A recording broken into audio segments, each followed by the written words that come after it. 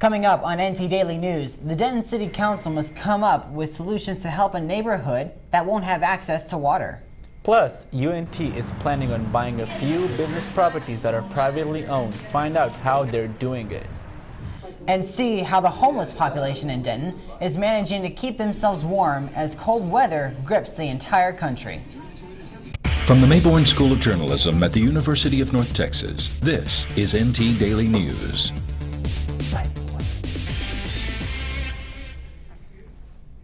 A neighborhood in southern Denton faces a water crisis as its source is about to disappear. Thanks for joining us. I'm Tyler Presley. And I'm Asmar Khan. NT Daily's Abram Gallegos is live at the water pump to tell us what residents are dealing with. City of Denton Mayor Chris Watts declared a public disaster yesterday for the Green Tree Estates neighborhood as its private water service will go out tomorrow. The owner of the mobile home park has been providing water through a private service. The neighborhood was annexed into the city of Denton in 2013. Because of this, Green Tree was not part of the city's water infrastructure. This allowed the owner to give a short 30-day notice that the water would be cut off.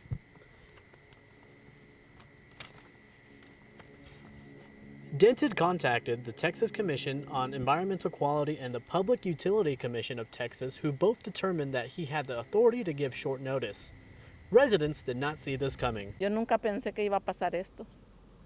Por eso estoy preocupada, no sabemos qué hacer. The city provided the neighborhood owner a plan on how to connect to the water infrastructure in 2013, but he never took the next steps. Now, 6 years later, the city faces the challenge of coming up with short and long-term solutions to the problem. City staff was directed to provide temporary water and water storage while options are evaluated. The city held meetings on October 29th and November 11th to hear resident feedback. Tomorrow, a special city council meeting will happen at noon to further discuss the disaster. Live in Denton, Abram Gallegos, NT Daily News. The University of North Texas wants to buy a few small properties on campus through eminent domain. These properties have small, privately owned businesses that have been around since the 1980s. I talked to one of the owners to see what he's going to do about it.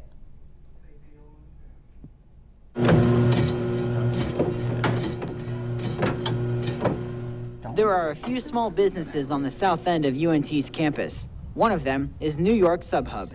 Many people regularly eat there.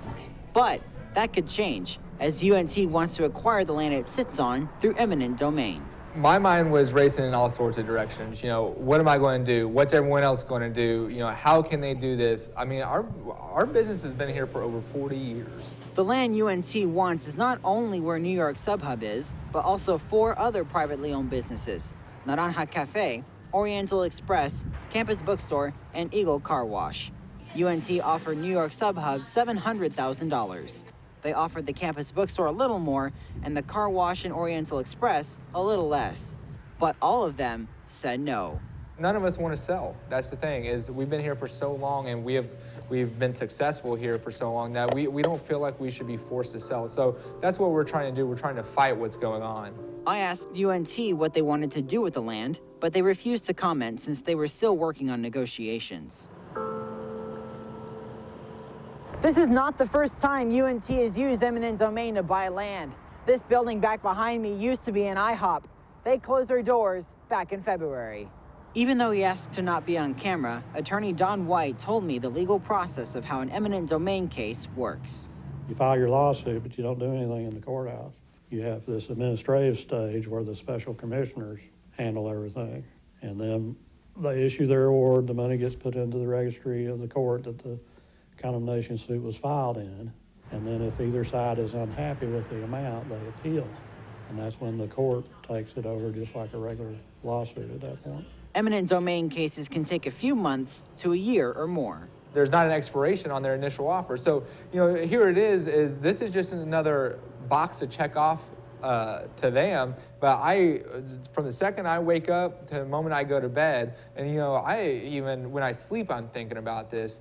And then the thing that they just kind of loom it over you and kind of wear you down with, you know, the threat of eminent domain seems a little ridiculous. Christensen says he'll take it all the way to court if he has to.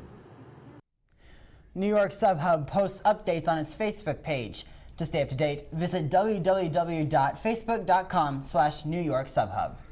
A lot of overnight shelters have opened their doors for the homeless population as the extreme cold weather grips the U.S.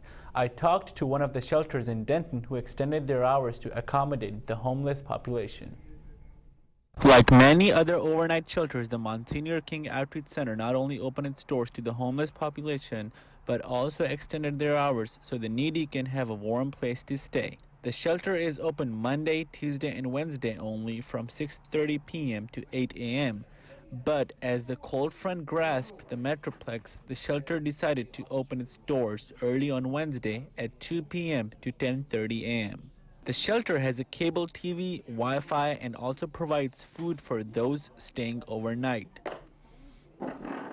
People can also bring their four-legged companions alongside them as they find a warm place to stay. Catherine Gonzalez is the executive director of Monsignor King Outreach Center and says the facility has been very busy this week, but they still made sure everyone is somehow accommodated. The past 2 days we've had about 100 people come and stay at our shelter, so we've been kind of full. Our beds have been full, but we've been able to lay out some mats for them and some other areas of the shelter, and so we've kind of made room for anyone that we could. Shasta Ortega, one of the clients of Monsignor King Outreach Center, is staying outdoors at her camp for tonight as she has to go to work the next morning. She was full of praise of how the facility works and helps those in need. They have cable TV, they have Wi-Fi, comfortable beds with blankets and pillows. Yeah, hot showers, actual bathrooms, not cold stalls out in the field somewhere. Yeah, it's really great. The facility is looking to add more volunteers to its team so they can stay open for more than 3 nights a week. The facility reopens on Monday at its regular hours, which is from 6:30 p.m. to 8 a.m. When we get back, students organized and performed a peaceful protest today at the Union, demanding better representation.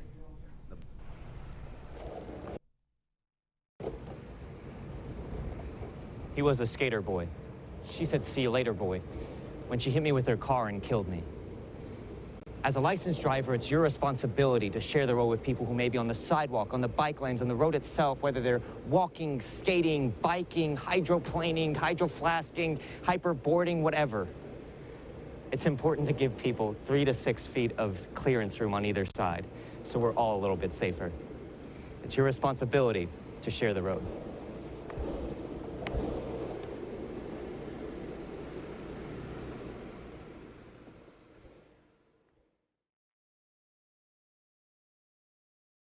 I see you mobbing over her. Let's go.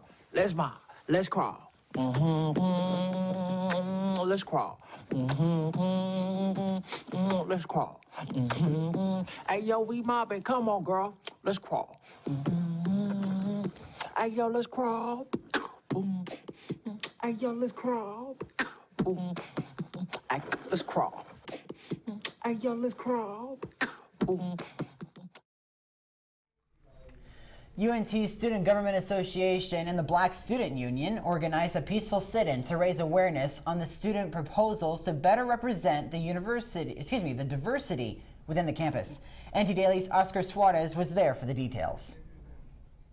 In consideration of the racial slur that was mentioned last week during a panel discussion on freedom of speech, UNT Student Government and the Black Student Union held a peaceful sit-in during the Board of Regents meeting earlier today. So exactly what the goal of this is to just fill up the space. And so just to let the Board of Regents know that we are serious about exactly what has happened. And so just to send that message, as well as far as any proposals that we are talking about, we're not going to be talking at the meeting. We're going to be talking tomorrow, but we're going to be talking on behalf of the student service fee and as well as our strategic plan that we have. Close to 100 students met just before the meeting to organize their sit-in as well as go over rules of being non-disruptive during their protest. Students were encouraged to duct tape their mouths and draw signs to voice out their opinions. President of the Student Government Association, Yolian Ogbu, facilitated the sit-in and stressed the importance of having a voice that can be heard and listened to. It means a lot because it's a time for us to unite, and it sucks because because this is a traumatizing situation that happened last week, but because of that, this is the prime time for us to be coming together as a community and showing others that, you know, we're a force to be reckoned with. Students that participated hope to convince the board members to vote on specific proposals that were set by the Student Government Association, the Black Student Union, and the National Association for the Advancement of Colored People to better represent them. So we had released a list of demands Friday afternoon through the SJBSU and NAACP Twitter, and those are the demands that we are actually presenting to the Board of Regents tomorrow morning at 10:45 And so what today is going to be is that we're just physically occupying the space and saying, hey, we're here, we're seen, and listen to us tomorrow. And so we'll see what decision they make tomorrow. It is a tense time here at UNT, and students are trying their best to enact change during such a controversial topic. Oscar Suarez, NT Daily News. Board of Regents will meet again tomorrow morning with Yolian Ogbu presenting the demands. After the board will make final decisions on the student demands. Last week events, which led the UNT System Assistant General Counsel Kathleen Soul resign for saying the N-word at a campus event, sparked debates about lack of diversity training at UNT. The University of North Texas Office of Undergraduate Student Government Association wrote a letter to the president of UNT, Neil Smartrisk, demanding increase in racial awareness throughout the campus. The letter also demanded increase in the percentage of Black, brown, and other minorities among the faculty and staff. The letter was also put on change.org, a website used for starting campaigns and petitions. Yolian Ogbu, the president of UNT Student Government Association, is spearheading the campaign for changes on campus and says the SGA has been thinking about these proposals for a while. Actually, we've been thinking about them. There are a majority that I've had conversations with the administration already about, and honestly, I'll say they're fairly supportive about it, but I think it's because of the incident that happened last week that has caused us to push the momentum. The petition already has over 2,000 signs on change.org as the student government body waits on response from the university. The UNT Police Department is offering a free self-defense class on Monday, November the 18th. UNT police members want to make sure you feel safe on campus. The class will not only offer hands-on training, but will also discuss being aware of your surroundings. With spaces limited to about 20 students per class, UNT police officer David Causey hopes to encourage UNT community members to join. We hope that it empowers them, that if they're out and they find themselves in a threatening situation, that they will be better prepared to take care of themselves. For more information about the free self-defense class, contact Officer Causey at david.causey@unt.edu. That's our time for now. Thanks for joining us. We'll see you next time for NT Daily News.